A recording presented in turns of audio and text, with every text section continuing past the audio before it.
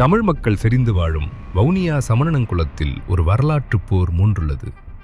பல நூற்றாண்டுகள் பழமையான பிள்ளையார் ஆலய வளாகத்தில் தொல்பொருள் திணைக்களம் இரகசியமாக விகாரை அமைப்பதாக எழுந்துள்ள புகார் அப்பகுதி மக்களிடையே பெரும் கொந்தளிப்பை ஏற்படுத்தியுள்ளது.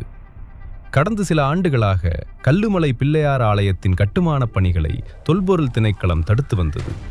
இது தொல்பொருள் பிரதேசம் என பெயர் பலகை இடப்பட்டதோடு வழிபாடுகளுக்கு மட்டுமே அனுமதி வழங்கப்பட்டிருந்தது.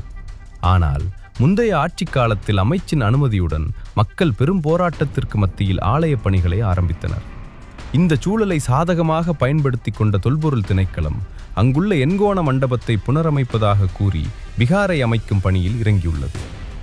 ஆய்வாளர்களின் கூற்றுப்படி குறித்த எண்கோண மண்டபம் இருந்த இடத்திலிருந்து ஒருவது அரிய எண்கோண வடிவிலான சிவலிங்கம் மீட்கப்பட்டுள்ளது. இத்தகைய சிவலிங்கங்கள் கிளிநொச்சி, குருந்தூர் மலை மற்றும் இந்தியாவின் கும்பகோணம் ஆகிய இடங்களிலேயே காணப்படுகின்றன.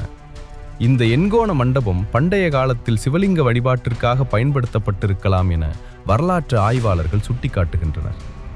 ஆனால் இந்த ஆதாரங்களை புறந்தள்ளிவிட்டு அங்கே விகாரை அமைக்கப்படுவது திட்டமிட்ட வரலாற்று திரிபு என மக்கள் குற்றம் சாட்டுகின்றனர்.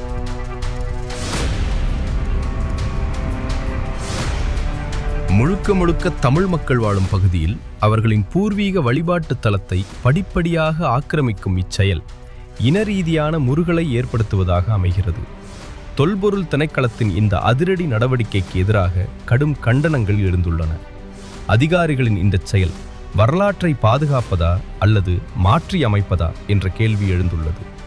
மத நல்லிணக்கத்தை சீர்குலைக்கும் இத்தகைய நடவடிக்கைகள் நிறுத்தப்பட வேண்டும் என்பதே அனைவரின் கோரிக்கையாக உள்ளது. இது குறித்து உங்கள் கருத்துக்களை கமெண்ட் செய்யுங்கள்.